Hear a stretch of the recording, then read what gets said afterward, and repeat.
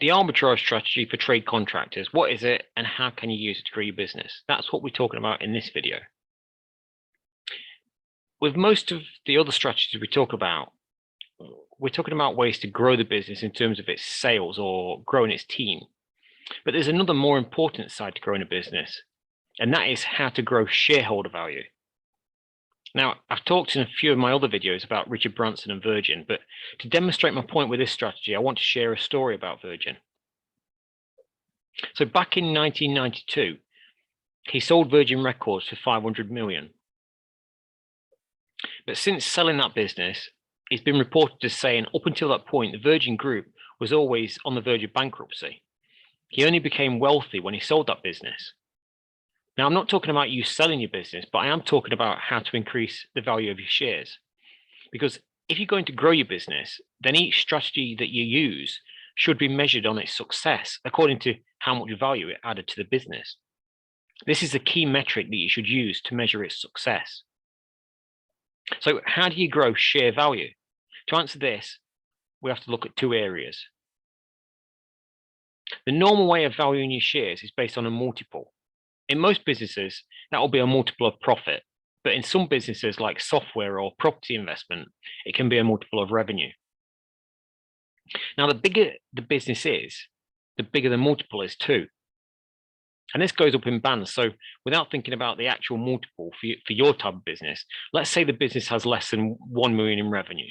So the multiple might only be a one-time profit for that.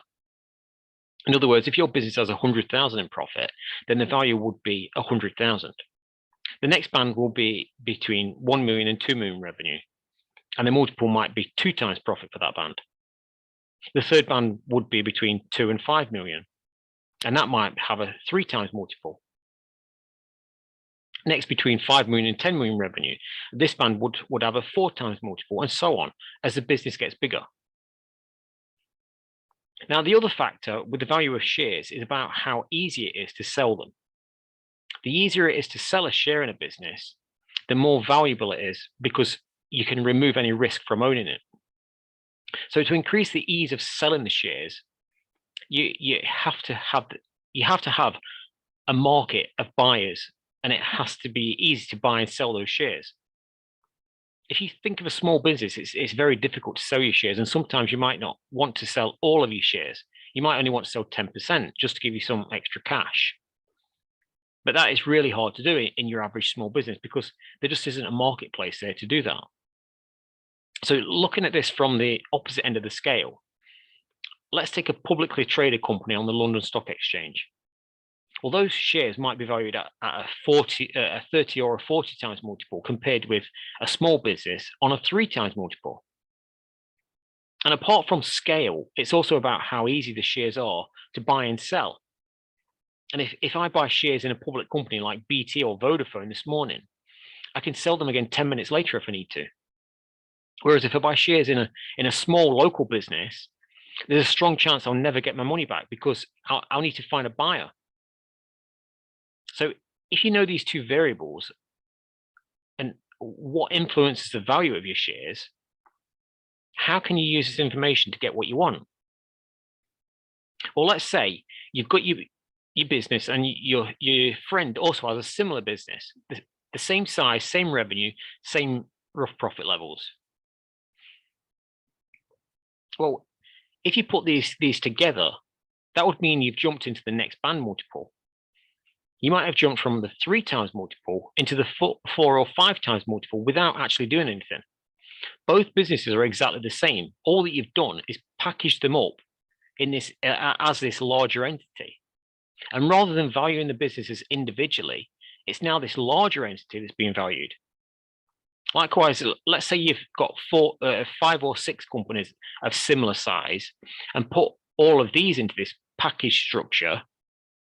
This could mean going from a 3 times multiple up to a 10 times multiple. That means trebling the value of your shares without changing anything inside of any of those businesses. And these companies don't need to be sharing staff or merged into the same office. They just continue operating as independent businesses within this envelope structure that you've created. Now, if you then take this package structure and list it on the stock market as a public company, the multiple jumps again. In this case, it would jump from a 5 times multiple up to a 8 or 10 times multiple. It sounds crazy and almost too good to be true, but it's how you can manipulate the system to drastically change the value of your company. But the benefit of having public shares is you can sell off small chunks to get extra cash when you need it, or you can borrow very cheaply against those shares to buy yourself a new yacht or a new Ferrari if you want. And that's what makes the share so much more valuable.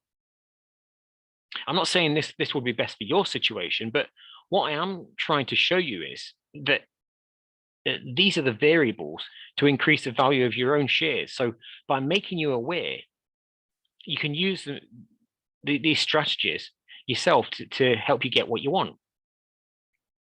We do have a product that works with business owners on this strategy, which we've done other videos on. So if you are interested in this type of model, then check out those other videos. Or if you've got a couple of companies that you could use this strategy in, then message me and we can talk about how to put it together. And if it's got more than $500,000 in profit combined, we could also talk about the process of making it into a public company as well. But that's how you use the arbitrage strategy to grow your contracting business.